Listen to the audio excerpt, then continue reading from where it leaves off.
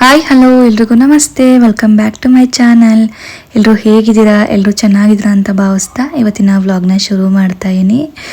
ನನ್ನ ಹೆಣ್ಮೇಲೆ ವ್ಲಾಗ್ ಅಂತೂ early ಮಾರ್ನಿಂಗಿಂದನೇ start ಆಗುತ್ತೆ ಅಂತಲೇ ಹೇಳ್ಬೋದು. ನನ್ನ ರೋಟೀನೆಲ್ಲ ಆಲ್ರೆಡಿ ಹೇಳಿದ್ದೀನಿ. ನನ್ನ ಮಗನಿಗೆ ಸ್ಕೂಲ್ ಬೇಗ ಇರೋದ್ರಿಂದ ಈ ನಡುವೆ ಅಂತೂ ಬೆಳಿಗ್ಗೆ ಬೇಗನೆ ಎದ್ದೇಳ್ತೀನಿ. ಫಸ್ಟ್ ಅಂತೂ ಸ್ವಲ್ಪ ಲೇಟಾಗಿ ವ್ಲಾಗ್ನ ಸ್ಟಾರ್ಟ್ ಮಾಡ್ತಾ ಇದ್ದೇನೆ. ಹಾಗೆ ನನ್ನ ಮಾರ್ನಿಂಗ್ ರೋಟೀನ್ ಕೂಡ ಸ್ವಲ್ಪ ಲೇಟಾಗಿ ಸ್ಟಾರ್ಟ್ ಆಗ್ತಾಯಿತ್ತು. ಬಟ್ ಈಗ ಆಗಲ್ಲ. ಅಟ್ ಎನಿ ಕಾಸ್ಟು 5:30 ಅಷ್ಟರಲ್ಲಿ ನನಗೆ ಎದ್ದಿರಬೇಕು ಬೆಳಗ್ಗೆ ಬೇಗ. ಹಾಗಾಗಿ ಇವತ್ತು ಕೂಡ ಬೆಳಗ್ಗೆ ಬೇಗನೆ ಎದ್ದು ಫ್ರೆಶ್ ಅಪ್ ಆಗಿ ಜಸ್ಟ್ ಇವಾಗ ಕಿಚನ್ ತಾನೇ ಎಂಟ್ರಿ ಕೊಟ್ಟಿದ್ದೀನಿ. ಮೊದಲನೇ ಕೆಲಸ ಬಂದುಬಿಟ್ಟು ಫಸ್ಟ್ ತಿಂಡಿ ಮಾಡಿ ಮುಗಿಸ್ಕೊಳೋದು, ಆಮೇಲೆ ಏನಿದ್ರು ನನ್ನ ಬೇರೆ ಕೆಲಸಗಳೆಲ್ಲನೂ ಕೂಡ ಸ್ಟಾರ್ಟ್ ಮಾಡ್ಕೊಳೋದು. ಮೊದಲು ಅವ್ನಿಗೆ ತಿಂಡಿ ಮಾಡಿ ಲಂಚ್ ಬಾಕ್ಸ್ ಎಲ್ಲ ಪ್ಯಾಕ್ ಮಾಡಿ ಸ್ಕೂಲ್ ಕಳಿಸಿದ್ರೆ ಸಾಕಪ್ಪ ಅಂತ ಅನಿಸ್ಬಿಟ್ಟಿರುತ್ತೆ. ಇವಾಗ ಏನು ಮಾಡೋಕ್ಕಾಗಲ್ಲ. ಮಕ್ಕಳು ಸ್ಕೂಲ್ಗೆ ಹೋಗೋ ಮಕ್ಕಳು ಮನೆಯಲ್ಲೆಲ್ಲ ಕೂಡ ಎಲ್ಲ ಅಮ್ಮಂದಿರು ಕೂಡ ಇದೇ ರೀತಿ ರೋಟೀನ್ ಇರುತ್ತೆ. ನಾನು ಒಬ್ಬಳೇ ಅಂತಲ್ಲ, ಎಲ್ಲರ ಮನೆಯಲ್ಲೂ ಅಷ್ಟೇ, ಎಲ್ಲ ಮಾಮ್ಸ್ಗೂ ಕೂಡ ಇದೇ ರೀತಿಯಾಗಿ ಇರುತ್ತೆ. ಏನೂ ಮಾಡೋಕ್ಕಾಗಲ್ಲ. ಮಕ್ಳಿಗೋಸ್ಕರ ನಾವು ಕೂಡ ಎದ್ದೇಳಬೇಕು, ಎಲ್ಲ ಮಾಡಬೇಕು. ಫಸ್ಟ್ ನಾವು ಬೇಗ ಎದ್ದೇಳ್ತಾ ಇದ್ವಿ, ಚೆನ್ನಾಗಿ ಓದಬೇಕಪ್ಪ ಅಂತ ಅಂದ್ಬಿಟ್ಟು. ಇವಾಗ ಮಕ್ಕಳ ಜೊತೆಯಲ್ಲಿ ನಾವು ಕೂಡ ಬೇಗ ಎದ್ದೇಳಬೇಕು. ಹಾಗೆ ಇವತ್ತು ತಿಂಡಿ ಏನಪ್ಪ ಮಾಡೋದು ಅನ್ನೋದು ನಾನು ಹಿಂದಿನ ದಿನ ನೈಟೇ ಪ್ಲ್ಯಾನ್ ಮಾಡ್ಕೊಂಡಿಡ್ತೀನಿ. ಹಾಗೆ ಏನೆಲ್ಲ ಬೇಕೋ ಆದಷ್ಟು ನೈಟ್ ಪ್ರಿಪೇರ್ ಮಾಡ್ಕೊಂಡಿಡ್ತೀನಿ, ಎಷ್ಟಾಗುತ್ತೋ ಅಷ್ಟು. ಇಲ್ಲ ಅಂತಂದರೆ ಮಾರ್ನಿಂಗ್ ಎಲ್ಲನೂ ಕೂಡ ಮಾಡ್ಕೊತೀನಿ. ನಾನಿವತ್ತು ಪನ್ನೀರ್ ಫ್ರೈಡ್ ರೈಸ್ ಮಾಡ್ಕೊಳ್ಳೋಣ ಅಂತ ವೆಜಿಟೇಬಲ್ಸ್ ಎಲ್ಲ ಸಣ್ಣದಾಗಿ ಹಿಂದಿನ ದಿನ ನೈಟ್ ಕಟ್ ಮಾಡಿಟ್ಟಿದ್ದೆ. ಆಲ್ಮೋಸ್ಟ್ ಏನು ಮಲಗೋ ಟೈಮಲ್ಲಿ 10 ಗಂಟೆಯಲ್ಲಿ ಕಟ್ ಮಾಡಿ ಫ್ರಿಜ್ಗೆ ಇಟ್ಟಿದ್ದೆ. ಹಾಗೆ ನೆಕ್ಸ್ಟ್ ಇವಾಗ ಏನೇನು ಪ್ರಿಪೇರ್ ಮಾಡ್ಕೊಳಕ್ಕೆ ಏನೆಲ್ಲ ಬೇಕಲ್ವ ಅದಕ್ಕೆಲ್ಲನೂ ಕೂಡ ಫ್ರಿಜ್ಜಲ್ಲಿಂದ ಎಲ್ಲ ಎತ್ತಿಟ್ಟು ಆಚೆಗೆ ಇಡ್ತಾಯಿನಿ. ಹಾಗೆ ಒಂದು ಪಪ್ಪಾಯ ಫ್ರೂಟ್ ಕೂಡ ಕಟ್ ಮಾಡಿಟ್ಟಿದ್ದೆ ಹಿಂದಿನ ದಿನ, ಅದು ಕೂಡ ಎತ್ತಿಟ್ಟೆ. ಪನ್ನೀರು, ಹಸಿ ಬಟಾಣಿ ಎಲ್ಲನೂ ಕೂಡ ಆಚೆ ಎತ್ತಿಟ್ಟಿದ್ದೀನಿ. ಫಸ್ಟು ಅನ್ನಕ್ಕೆ ಇಟ್ಬಿಟ್ಟೆ, ರೈಸ್ ಮಾಡ್ಕೊಳ್ಳೋಣ ಫಸ್ಟು ಅಂತ ಅಂದ್ಬಿಟ್ಟು. ಆ ರೈಸ್ ಎಲ್ಲ ಆಗೋ ಅಷ್ಟರಲ್ಲಿ ಇತ್ತು ಕಡೆ ವೆಜಿಟೇಬಲ್ಸ್ ಎಲ್ಲ ಕುಕ್ ಮಾಡ್ಕೊಂಡ್ಬಿಟ್ರೆ ತಿಂಡಿ ಬೇಗ ಆಗಿಬಿಡುತ್ತೆ ಅಂತ ಅಂದ್ಬಿಟ್ಟು ರೈಸ್ ಒಂದು ಕಡೆ ಬೇಯ್ತಾಯಿತ್ತು. ಒಂದು ಕಡೆಯಲ್ಲಿ ಪನ್ನೀರ್ ಫ್ರೈಡ್ ರೈಸ್ಗೆ ಏನೆಲ್ಲ ಬೇಕೆಲ್ಲ ಪ್ರಿಪೇರ್ ಮಾಡಿಕೊಂಡು ಜಸ್ಟ್ ಒಂದು ಈರುಳ್ಳಿ ಕಟ್ ಮಾಡ್ಕೊಂಡು ಅಷ್ಟೇನೆಲ್ಲ ಕಟ್ಟಿಂಗ್ ಎಲ್ಲ ಮುಗ್ದಿತ್ತಲ್ವ. ಈ ರೀತಿ ಆದಷ್ಟು ನೈಟೇ ಪ್ರಿಪೇರ್ ಮಾಡ್ಕೊಂಡ್ಬಿಟ್ರೆ ತುಂಬ ಬೆಸ್ಟ್ ಅಂತಲೇ ಹೇಳ್ಬೋದು. ತುಂಬ ಹೊತ್ತು ಟೈಮ್ ಹಿಡಿಯಲ್ಲ. ಅಥವಾ ನಮಗೆ ಸ್ವಲ್ಪ ಒಂಚೂರು ಲೇಟಾಗಿ ಎದ್ದಿದ್ದೀವಿ ಅಂತಂದ್ರೂ ಆಗುತ್ತೆ, ಪರವಾಗಿಲ್ಲ, ಮ್ಯಾನೇಜ್ ಮಾಡ್ಬೋದು. ಬೆಳಗ್ಗೆ ಎಲ್ಲ ಹೆಚ್ಚಿಟ್ಕೋಬೇಕು ನಿದ್ದೆಯಲ್ಲಿ. ನಾವು ತಾನೇ ಎದ್ದು ಬಂದಿರ್ತೀವ. ಬೆಳಗ್ಗೆ ಎದ್ದಿದ ತಕ್ಷಣ ಕಿಚನ್ ಒಳಗೆ ಬಂದಿದ್ದೀವಿ ಅಂದರೆ ಒಂಥರ ನಿದ್ದೆ ಮುಂಕೆ ಇರುತ್ತೆ, ಒಂದು ಅರ್ಧ ಗಂಟೆ ಬೇಕು ಹೋಗೋ ಅಷ್ಟರಲ್ಲಿ. ಹಾಗಾಗಿ ಹಿಂದಿನ ಆದಷ್ಟು ಪ್ರಿಪೇರ್ ಮಾಡ್ಕೊಂಬಿಟ್ರೆ ಬೆಳಗ್ಗೆ ಎದ್ದಾಗ ಸ್ವಲ್ಪ ಈಸಿ ಅನಿಸುತ್ತೆ, ನಮಗೂ ತುಂಬ ಟೈಮ್ ಕನ್ಸ್ಯೂಮ್ ಆಗಲ್ಲ. ಹಾಗಾಗಿ ನಾನು ದಿನ ಇದೇ ರೀತಿ ಮಾಡ್ತೀನಿ ಅಂತ ಹೇಳೋಕ್ಕಾಗಲ್ಲ, ಕೆಲವೊಂದು ಸಲ ಮಾತ್ರನೇ. ಆ್ಯಕ್ಚುಲಿ ಇವತ್ತಿನ ದಿನ ನಾನು ವೆಜಿಟೇಬಲ್ ಪಲಾವ್ ಮಾಡಿದ್ದೆ. ಬಟ್ ಹಿಂದಿನ ದಿನ ಏನು ಕಟ್ ಮಾಡ್ಕೊಂಡು ಇಟ್ಕೊಂಡಿಲ್ಲ ತರಕಾರಿ ಎಲ್ಲ, ಏನೋ ಗೊತ್ತಿಲ್ಲ, ಬೆಳಗ್ಗೆನೇ ಮಾಡಿಕೊಂಡ್ರೆ ಆಯಿತು ಬಿಡು ಅಂತ ಅಂದ್ಬಿಟ್ಟು ಮಲ್ಕೊಂಡಿದ್ದೆ. ಬೆಳಗ್ಗೆ ಎದ್ದೆ ನಾನು ತರಕಾರಿ ಎಲ್ಲ ಕಟ್ ಮಾಡಿಕೊಂಡು, ಮತ್ತು ಹಾಗೆ ಇವತ್ತು ಸೋಯಾ ಎಲ್ಲ ಹಾಕಿದ್ದೆ. ಅದೆಲ್ಲ ಬೆಳಗ್ಗೆನೇ ನಾನೆಲ್ಲ ಮಾಡಿಕೊಂಡೆ. ಆದಷ್ಟು ಮಸಾಲೆ ಎಲ್ಲ ರುಬ್ಕೊಂಡಿದ್ದೆಲ್ಲ ಮಾಡಿದೆ. ನನಗೆ ಬೇಗನೆ ಆಯಿತು. ತಿಂಡಿ ಏನು ಲೇಟಾಗಿ ಮಾಡಿದೆ ಅಂತ ಅನಿಸ್ಲಿಲ್ಲ, ಯಾಕೆಂದರೆ ಬೇಗನೆ ಎದ್ಬಿಡ್ತೀನಿ. ಬೇಕಾದರೆ 1/2 hour ಬೇಗನೆ ಎದ್ದು ಕುತ್ಕೊಂಬೋಣ ಅಂತ ಅಂದ್ಬಿಟ್ಟು ಎದ್ಬಿಡ್ತೀವಿ. ಸ್ವಲ್ಪ ಬೇಗ ಮುಗಿದ್ರೆ ನನಗೊಂಥರ ಖುಷಿ. ಏನು ಗೊತ್ತಾ, ಲೇಟಾಗಿ ಎದ್ದು ಹಡಿಬಿಡಿ ಮಾಡೋದಕ್ಕಿಂತ ಬೇಗ ಎದ್ಬಿಟ್ಟು ಆರಾಮಾಗಿ ತಿಂಡಿ ಮುಗಿಸಿ ಆರಾಮಾಗಿ ಮಕ್ಕಳನ್ನ ಎಬ್ಬಿಸಿ ನೆಮ್ಮದಿಯಾಗಿ ಅವ್ರಿಗೆ ತಿನ್ನಿಸಿ ನಿಧಾನವಾಗಿ ಆರಾಮಾಗಿ ಕಳಿಸಿದ್ರೆ ತುಂಬ ತುಂಬ ಬೆಸ್ಟ್ ಅಂತಲೇ ಹೇಳ್ಬೋದು. ರಾತ್ರಿ ಸ್ವಲ್ಪ ಬೇಗ ಮಲ್ಕೊಂಡ್ರೆ ಆಯಿತು. ನನ್ನ ಮಗನ್ನ ಹಾಗೆ ಮಾಡೋದು. ನಾನು ಆಲ್ಮೋಸ್ಟ್ ಅವನ್ನ ಒಂದು ಅರ್ಧ ಗಂಟೆ ಮುಂಚೆನೇ ಎಬ್ಬಿಸೋಕ್ಕೆ ಟ್ರೈ ಮಾಡ್ತೀನಿ. ಆಲ್ಮೋಸ್ಟ್ ಒಂದು 15 to 20 minutes ಬೆಡ್ ಮೇಲೇ ಮಲ್ಕೊಂಡು ಒದ್ಲಾಡ್ತಾ ಇರ್ತಾನೆ. ಸಡನ್ನಾಗಿ ಅವ್ನು ಎಬ್ಬಿಸೋದು, ಹೋಗಿ ಟೈಮ್ ಆಯ್ತು ಎದ್ದಳು, ಆ ಥರ ಎಲ್ಲ ಮಾಡೋಕ್ಕೋಗಲ್ಲ. ಅವನಿಗೆ 6:45ಇಂದನೇ ನಾನು ಸ್ಟಾರ್ಟ್ ಮಾಡ್ತೀನಿ ಎದ್ದೋಳಪ್ಪ ಅಂತ. ನಾನು 6:30ಗೆಲ್ಲ ತಿಂಡಿ ಎಲ್ಲ ಮುಗಿಸ್ಬಿಟ್ಟಿರ್ತೀನಿ, ಎಲ್ಲ ಪ್ಯಾಕ್ ಮಾಡಿ ಇಟ್ಬಿಟ್ಟಿರ್ತೀನಿ. ಅಷ್ಟೆಲ್ಲ ಮುಗಿಸ್ಕೊಂಡು ನಾನು ಕಿಚನಿಂದ ಆಚೆಗೆ ಬರ್ತೀನಿ. ಒಂದು 5ಗೆ ಎದ್ದರೆ ನಾನು ಒಂದು 5:30 ಒಳಗೆ ಕಿಚನ್ಗೆ ಹೋಗ್ತೀನಿ. ನಿಧಾನವಾಗಿರುತ್ತೆ ನನ್ನ ಪ್ರೋಸೆಸ್ ಎಲ್ಲ. ನಾನು ಸ್ವಲ್ಪ ಬೇಗ ಎಲ್ಲ ಮಾಡಲ್ಲ, ನಿಧಾನಾಗಿ ಆರಾಮಾಗಿ ಮಾಡ್ಕೊತೀನಿ. 5:30 ಅಥವಾ 5:45 ಆಗುತ್ತೆ ಕೆಲವೊಂದು ಸಲ ಕಿಚನಿಗೆ ಬರೋ ಅಷ್ಟರಲ್ಲಿ. ಬಂದು ನಾನು ಎಲ್ಲ ನೀಟಾಗೆಲ್ಲ ಮಾಡಿ ಪ್ರಿಪೇರ್ ಮಾಡ್ಕೊಂಡು ತಿಂಡಿ ಎಲ್ಲ ಮುಗಿಸೋ ಲಂಚ್ ಬಾಕ್ಸ್ ಎಲ್ಲ ಪ್ಯಾಕ್ ಮಾಡೋ ಅಷ್ಟು 6:30 ಕರೆಕ್ಟಾಗಿ 6:30 ಹೋಗಿ ಮುಗಿಸ್ಬಿಡ್ತೀನಿ. ಪ್ರತಿದಿನ ನನಗೆ ಕರೆಕ್ಟಾಗಿದೆ ಟೈಮು. ಅಷ್ಟು ಮುಗಿಸೋ ಅಷ್ಟರಲ್ಲಿ 6:45ಗೆ ಕರೆಕ್ಟಾಗಿ ಬಂದು ನನ್ನ ಮಗನ ಎಬ್ಬರಿಸ್ತೀನಿ. ನಾನು ಹಸ್ಬೆಂಡ್ ಇಬ್ಬರು ಕೂಡ ಎಬ್ಬರಿಸ್ತೀವಿ. ಅವನ್ನ ಸ್ವಲ್ಪ ಮುದ್ದಾಡಿ ಬೆಳಗ್ಗೆ ಎದ್ದು ಆಮೇಲೆ ಅವನಿಗೆ ಎದ್ದೇಳಪ್ಪ ಟೈಮ್ ಆಯಿತು ಅಂತ ಅನ್ನೋದು. ಹಂಗೂ 6:45 ಒಂದು 7:10ಗೆ ಎದ್ದೇಳ್ತಾನೆ. ಈ ರೀತಿಯಾಗಿ ಅಷ್ಟು ಬೆಡ್ ಮೇಲೆ ಸಡನ್ನಾಗಿ ಮಕ್ಕಳನ್ನ ನಾವು ಹತ್ರ ಎಬ್ಬರಿಸ್ಬಾರ್ದು. ನಿಧಾನವಾಗಿ ಎಬ್ಬರಿಸಿದ್ರೆ ಅವ್ರಿಗೂ ಕೂಡ ಸ್ವಲ್ಪ ಇದೊಳಕ್ಕೆ ಇದಾಗುತ್ತೆ. ಈ ರೀತಿಯಾಗಿ ಎಬ್ಬಿಸ್ತೀವಿ. ಆವಾಗ ಆರಾಮಾಗಿ ಬ್ರಷ್ ಮಾಡಿ ತಿಂಡಿ ತಿಂದು ಕಳಿಸೋ ಅಷ್ಟರಲ್ಲಿ 8ಗೆ ನನಗೆ ಸರಿ ಹೋಗುತ್ತೆ ಅವನಿಗೆ. ಹಾಗೆ ನಾನು ಇವತ್ತಿನ ಲಂಚ್ ಬಾಕ್ಸ್ಗೆ ಈ ರೀತಿ ಪ್ಯಾಕ್ ಮಾಡಿಕೊಟ್ಟಿದ್ದೆ. ರೈಸ್, ಪನ್ನೀರ್ ಫ್ರೈಡ್ ರೈಸು, ಜೊತೆಗೆ ಚಕ್ಲಿ, ಹೋಮ್ ಮೇಡ್ ಅಂದರೆ ನಾನು ಮನೇಲಿ ಮಾಡಿರೋ ಅಂಥ ಚಕ್ಲಿನೇ ಅದು. ಆಮೇಲೆ ಸ್ವಲ್ಪ ಸೌತೆಕಾಯಿ ಹಾಕಿಟ್ಟೆ. ಹಾಗೆ ಶಾರ್ಟ್ ಬ್ರೇಕ್ ಅಂತ ಇರುತ್ತೆ 10:30, 11ಗೆ. ಆವಾಗ ಪಪ್ಪಾಯ ಫ್ರೂಟ್ ಹಾಕ್ಕೊಟ್ಟಿದ್ದೀನಿ ಒಂದು ಬಾಕ್ಸ್ಗೆ. ಹಾಗೆ ಸ್ವಲ್ಪ ಡ್ರೈ ಫ್ರೂಟ್ಸ್, ಇದು ಕಂಪಲ್ಸರಿ, ದಿನ ಡ್ರೈ ಫ್ರೂಟ್ಸ್ ಅಂತೂ ಕಂಪಲ್ಸರಿ. ಈ ಮಾರ್ನಿಂಗ್ ಮೀಲ್ ಅಂತಾರಲ್ವ, ಚಿಕ್ಕದಾಗಿ ಏನೋ ತಿನ್ನಬೇಕು ಅಂತ ಫ್ರೂಟ್ ಜೊತೆಗೆ ಸ್ವಲ್ಪ ಡ್ರೈ ಫ್ರೂಟ್ಸು ಎರಡೂ ಕೂಡ ಅವನು ಸ್ನ್ಯಾಕ್ ಬ್ರೇಕಾಗಿ ತಿಂದ್ಬಿಡ್ತಾನೆ. ಇನ್ನು ಮಧ್ಯಾಹ್ನ ಲಂಚಿಗೆ ಬಂದು ಸೇಮ್ ನಾನೇನು ಸೌತೆಕಾಯಿ ಚಕ್ಲಿ ಹಾಕ್ಕೊಟ್ಟಿದ್ನಲ್ಲ ಈ ಥರ ಏನಿದೆಯೋ ಅದನ್ನ ನೋಡಿ ಹಾಕ್ಕೊಡ್ತೀನಿ. ಆದಷ್ಟು ಹೆಲ್ತಿನೇ. ಜಂಕ್ ಫುಡ್ ಅಂತೂ ವೀಕ್ಲಿ ಒನ್ಸ್ ಆರ್ ಟ್ವೈಸ್ ಅಷ್ಟೇ ಜಂಕ್ ಫುಡ್ ಬಂದುಬಿಟ್ಟು ಚಾಕ್ಲೇಟೋ ಬಿಸ್ಕೆಟ್ ಅಷ್ಟು ಬಿಟ್ಟರೆ ಇನ್ನು ದಿನ ಅಂತೂ ಹಾಕೊಡೋಕ್ಕಾಗಲ್ಲ. ಹಂಗಂತ ನಾನು ಫುಲ್ಲು ಕೂಡ ಅವಾಯ್ಡ್ ಮಾಡೋಕ್ಕಾಗಲ್ಲ. ಅವನು ಸ್ಕೂಲ್ಗೆ ಹೋಗೋ ಮಗು, ಸ್ಕೂಲಲ್ಲಿ ಅಕ್ಕಪಕ್ಕ ನೋಡಿ ಅವನಿಗೂ ಕೂಡ ತಿನ್ನಬೇಕು ಅಂತ ಅನಿಸ್ತಾ ಇರುತ್ತೆ. ದಿನ ನಾನು ಬರೀ ಫ್ರೂಟು ವೆಜಿಟೇಬಲ್ಸೇ ಹಾಕ್ಕೊಟ್ಬಿಟ್ರೆ ತಿನ್ನಲ್ಲ, ಮಕ್ಳಿಗೂ ಇಷ್ಟ ಆಗಲ್ಲ. ಅಕ್ಕಪಕ್ಕದವ್ರ ಹತ್ರನೂ ನೋಡಿ ಆಸೆ ಬಿದ್ದುಬಿಡ್ತಾರೆ. ಹಾಗೆ ಆದಷ್ಟು ಡೈಲಿ ಹಾಕ್ಕೊಡಲ್ಲ, ವೀಕ್ಲಿ ಟ್ವೈಸ್ ಆರ್ ಒನ್ಸ್ ಹಾಕ್ಕೊಡ್ತೀನಿ. ಹಾಗೆ ಇವನು ಹೋಗೋ ಸ್ಕೂಲಲ್ಲಿ ಜಂಕ್ ಫುಡ್ ಆಗಿರ್ಬೋದು, ಪ್ಯಾಕೆಟ್ ಫುಡ್ಸ್ ಏನು ಕೂಡ ಅಲೋ ಇಲ್ಲ.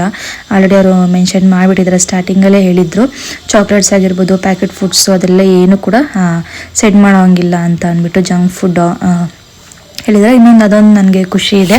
ಅವಾಗ ಯಾರೂ ತರದೇ ಇದ್ದಾಗ ಮಕ್ಕಳು ಕೂಡ ಆಸೆ ಆಗಲ್ವಲ್ಲ. ಹಾಗಾಗಿ ಅವನು ಪಾಪ ಇವಾಗ ಚಳಿ ಅಂತ ಕುತ್ಕೊಂಡಿದ್ದೆ. ಬೆಳಗಿನ ಜಾವ ಅಂತೂ ತುಂಬಾ ಚಳಿ ಆಗುತ್ತೆ ಈ ನಡುವೆ ಅಲ್ವಾ. ಫಸ್ಟು ಅವನಿಗೆ ಫ್ರೆಶ್ ಅಪ್ ಮಾಡಿಬಿಟ್ಟು ಫಸ್ಟ್ ಸ್ವೆಟ್ರ್ ಹಾಕಿ ಕೂರಿಸ್ಬಿಡ್ತೀನಿ. ಪಾಪ ಚಳಿ ಅಂತಾನೆ ತಿಂತಾನೆ. ಅವ್ನಿಗೆ ತಿನ್ನಬೇಕು ಅನ್ಸರೆ ಅವನೇ ತಿಂತಾನೆ, ಇಲ್ಲಾಂದ್ರೆ ಮಿಕ್ಕಿದ್ದು ನಾನು ನಿಧಾನವಾಗಿ ತಿನ್ನಿಸಿ ಒಂದು 1/4 ಗಂಟೆ ತಿಂದಾದ್ಮೇಲೂ ಕೂಡ ಒಂದು 1/4 ಗಂಟೆ ಕುತ್ಕೊಂಡಿರ್ತಾನೆ. ಆಮೇಲೆ ಅವನೇನಿದ್ರು ಬ್ಯಾಗ್ ಎತ್ಕೊಂಡು ಮತ್ತೆ ಆಚೆಗೆ ಅವ್ರ ಅಪ್ಪ ಬಿಟ್ಟು ಬರ್ತಾರೆ ಹೋಗೋದಕ್ಕೆ ಹೋಗ್ತಾನೆ. ಈ ರೀತಿಯಾಗಿ ನಿಧಾನವಾಗಿ ಒಂದು ಮಾರ್ನಿಂಗ್ ರೊಟೀನ್ ಅನ್ನೋದು ನಾನು ರೂಢಿ ಮಾಡ್ತಾ ಇದ್ದೀನಿ. ಹಡಿಬಿಡಿ ಅಂತೂ ಮಾಡ್ತಿಲ್ಲ. ನಾನು ಸ್ವಲ್ಪ ಬೇಗ ಎದ್ದೊಳ್ತೀನಿ. ಹಾಗೆ ಅವನು ಕೂಡ ಒಂಚೂರು ಬೇಗನೆ ಎದ್ದು ಎಲ್ಲ ನಿಧಾನವಾಗಿ ಆಗಲಿ ಅಂತ ಈ ರೀತಿಯಾಗಿ ಒಟ್ಟಲ್ಲಿ ಕರೆಕ್ಟ್ ಟೈಮ್ಗೆ ಬಸ್ ಬರೋ ಟೈಮ್ಗೆ ನಾನು ಅವನ್ನ ರೆಡಿ ಮಾಡಿ ಎಲ್ಲ ಮುಗಿಸಿರ್ತೀನಿ. ಅವರಪ್ಪ ಕರೆಕ್ಟ್ ಟೈಮ್ಗೆ ಕರ್ಕೊಂಡು ಹೋಗ್ತಾರೆ. ಅವನು ಕೂಡ ಹೋದ. ನೆಕ್ಸ್ಟು ತಿಂಡಿ ಎಲ್ಲ ಮುಗಿಸ್ಕೊಂಡು, ಹಾಗೆ ಇವಾಗ ವೆದರ್ ಚೇಂಜ್ ಆಗಿರೋದ್ರಿಂದ ಅಂತೂ ಮಕ್ಕಳಿಗಿಬ್ರು ಕೂಡ ಕೋಲ್ಡು ಆಗಿಬಿಟ್ಟಿತ್ತು. ಹಾಗಾಗಿ ಸ್ವಲ್ಪ ಸ್ಟೀಮ್ ಕೊಡೋಣ ಅಂತ ಅಂದ್ಬಿಟ್ಟು ಕೊಡ್ತಾಯಿನಿ. ಹಾಗೆ ಬಟ್ ರಾತ್ರಿ ಏನಾಗೋಯ್ತು ಅಂದರೆ ವರ್ಕೇ ಆಗಲಿಲ್ಲ. ಸ್ಟೀಮು ಹಳೇದಿತ್ತಲ್ವ, ಅದು ಇದಾಗ್ಬಿಟ್ಟಿತ್ತು. ಮಾರ್ನಿಂಗ್ ತಾನೇ ಹಸ್ಬೆಂಡ್ ತೊಗೊಂಬಂದು ಕೊಟ್ಟರು ಹೊಸದಿನ್ನು ಇವಾಗ ಓಪನ್ ಮಾಡ್ತಾಯಿನಿ. ಇದಕ್ಕೆ ಮ್ಯಾಕ್ಸಿಮಮ್ ನೀರು ಇಷ್ಟೇ ಹಾಕಬೇಕು ಅನ್ನೋದಿರುತ್ತೆ, ಅಷ್ಟಕ್ಕೆ ಹಾಕಿ ನಾವು ಸ್ಟೀಮ್ ಕೊಡಬೇಕಾಗುತ್ತೆ ಇಲ್ಲಿ. ಇವಾಗ ಅದು ಕೊಡೋಣ ಅಂತ ಅಂದ್ಬಿಟ್ಟು ಆಲ್ಮೋಸ್ಟ್ 3 months ಆಗಿತ್ತೇನೋ. ಚೆನ್ನಾಗಿದ್ರು ಮಕ್ಕಳಿಬ್ರು ಕೂಡ, ಏನೂ ಇರಲಿಲ್ಲ, ಆರೋಗ್ಯವಾಗಿದ್ದರು. ಸಡನ್ನಾಗಿ ಇವಾಗ ವೆದರ್ ಚೇಂಜ್ ಆಗಿರೋದ್ರಿಂದ ಫಸ್ಟ್ ಮಕ್ಳಿಗೆ ಸ್ಟಾರ್ಟ್ ಆಗಿಬಿಡ್ತು. ಆಮೇಲೆ ನನಗೂ ಕೂಡ ಸ್ವಲ್ಪ ಕೋಲ್ಡ್ ಆಗಿಬಿಟ್ಟಿತ್ತು. ಲಾಸ್ಟ್ ವ್ಲಾಗಲ್ಲಿ ಒಬ್ರು ಕೇಳಿದ್ರಿ ಹುಷಾರಿಲ್ವಾ ಅಂತ, ಯಾಕೆಂದರೆ ವಾಯ್ಸ್ ಚೇಂಜ್ ಇತ್ತಲ್ವ ಲಾಸ್ಟ್ ವ್ಲಾಗಲ್ಲಿ. ಹೌದು, ನಂಗೆ ಸ್ವಲ್ಪ ಗಂಟ್ಲು ಕಟ್ಕೊಂಡಂಗೆ ಸ್ವಲ್ಪ ನೆಗಡಿ ಕೂಡ ಆಗಿಬಿಟ್ಟಿತ್ತು. ಇವಾಗ ವೆದರ್ ಚೇಂಜ್ ಇರೋದ್ರಿಂದ ಬಟ್ ಇವಾಗ ವೈರಲ್ ಇನ್ಫೆಕ್ಷನ್ಸ್ ಜಾಸ್ತಿ ಇದೆ. ಪ್ರತಿಯೊಬ್ಬರ ಮನೇಲಿ ಒಬ್ರು ಮಲ್ಕೊಂಡೇ ಇರ್ತಾರೆ. ಏನೂ ಮಾಡೋಕ್ಕಾಗಲ್ಲ, ಸೀಸನ್ ಇದು. ಬಂದು ಒಂದ್ಸಲ ಹೋದ್ರೇ ಅದು ಬೆಟರ್ ಅಂತಲೇ ಹೇಳ್ಬೋದು. ಅದಷ್ಟು ಹುಷಾರಾಗಿರಿ, ಮಕ್ಕಳನ್ನ ಹುಷಾರಾಗಿ ನೋಡ್ಕೋಬೇಕಾಗತ್ತೆ. ನನ್ನ ಮಗನೂ ಕೂಡ ಒಂದು 3 ದಿನ ಸ್ಕೂಲ್ ಕಳಿಸಿರ್ಲಿಲ್ಲ. ಅವನಿಗೂ ಕೋಲ್ಡು ಕಾಫ್ ಎಲ್ಲ ಆಗಿಬಿಟ್ಟಿತ್ತು.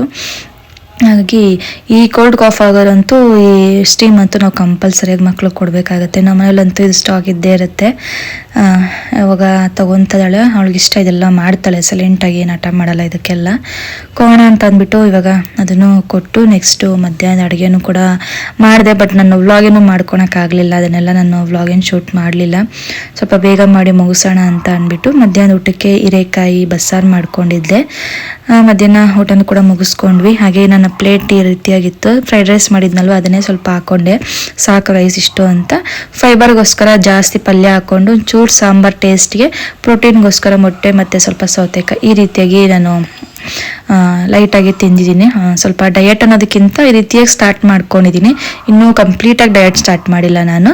ಆದಷ್ಟು ಪೋಷನ್ನ ಕಂಟ್ರೋಲ್ ಮಾಡ್ಕೊತಾ ಇದ್ದೀನಿ. ನಾನು ತಿನ್ನೋದನ್ನು ಕಾರ್ಬ್ಸ್ನ ಕಂಟ್ರೋಲ್ ಮಾಡಿಕೊಂಡು ಒಂದು ಹೆಲ್ತಿ ಬ್ಯಾಲೆನ್ಸ್ಡ್ ಫುಡ್ನ ತೊಗೊತಾ ಇದ್ದೀನಿ ಅಷ್ಟೇ. ಇನ್ನು ವೆಯ್ಟ್ ಲಾಸು ಡಯಟ್ ಆ ಥರ ಎಲ್ಲ ಏನಿಲ್ಲ. ಇನ್ನು ಸ್ಟಾರ್ಟ್ ಮಾಡಬೇಕು. ಯಾಕೆಂದರೆ ನಾವು ಲೈಫ್ ಲಾಂಗ್ ಚೆನ್ನಾಗಿ ಫಿಟ್ಟಾಗಿ ಚೆನ್ನಾಗಿರಬೇಕು ಅಂತಂದರೆ ಈ ರೀತಿಯಾಗಿ ಸ್ಟಾರ್ಟ್ ಮಾಡಿದ್ರೆ ತುಂಬ ಒಳ್ಳೆಯದು. ವೆಯ್ಟ್ ಲಾಸ್ ಏನು 1 ತಿಂಗಳು ಆರಾಮಾಗಿ ಮಾಡಿ ಸಣ್ಣ ಆಗಿಬಿಡ್ತೀವಿ. ಬಟ್ ನೆಕ್ಸ್ಟ್ ಅದು ಬಿಟ್ಟಿದ ತಕ್ಷಣ ನಾರ್ಮಲ್ ರೊಟೀನ್ ಬಂದಿದ ತಕ್ಷಣ ದಪ್ಪ ಆಗಿಬಿಡ್ತೀವಿ. ಹಾಗಾಗಿ ಏನೇ ಸ್ಟಾರ್ಟ್ ಮಾಡೋದಾದರೂ ಸ್ಲೋ ಆಗಿ ನಮಗೆ ಅಡ್ಜಸ್ಟ್ ಆಗುತ್ತಾ ಇಲ್ಲೋ ನೋಡಿಕೊಂಡು ನಮಗೆ ಹೇಗೆ ಬೇಕೋ ಹಾಗೆ ನಮ್ಮ ಮೀಲ್ನ ಪ್ಲ್ಯಾನ್ ಮಾಡಿಕೊಂಡು ಒಂದು ಕರೆಕ್ಟ್ ಬ್ಯಾಲೆನ್ಸ್ಡ್ ಡಯಟ್ ಮಾಡ್ಕೊಳೋದ್ರಿಂದ ನಾವು ಲೈಫ್ ಲಾಂಗ್ ಒಂದೇ ರೀತಿ ರೊಟೀನ್ನ ತೊಗೊಳೋದ್ರಿಂದ ನಮ್ಮ ವೆಯ್ಟ್ ಕೂಡ ಗೇನ್ ಆಗಲ್ಲ, ಹಾಗೆ ನಾವು ಫಿಟ್ಟಾಗೂ ಕೂಡ ಇರ್ಬೋದು. ಆ ರೀತಿಯಾಗಿ ಪ್ಲ್ಯಾನ್ ಮಾಡಿಕೊಂಡು ನಿಧಾನವಾಗಿ ನಾನು ಸ್ಟಾರ್ಟ್ನ ಮಾಡ್ಕೊಂಡಿದ್ದೀನಿ.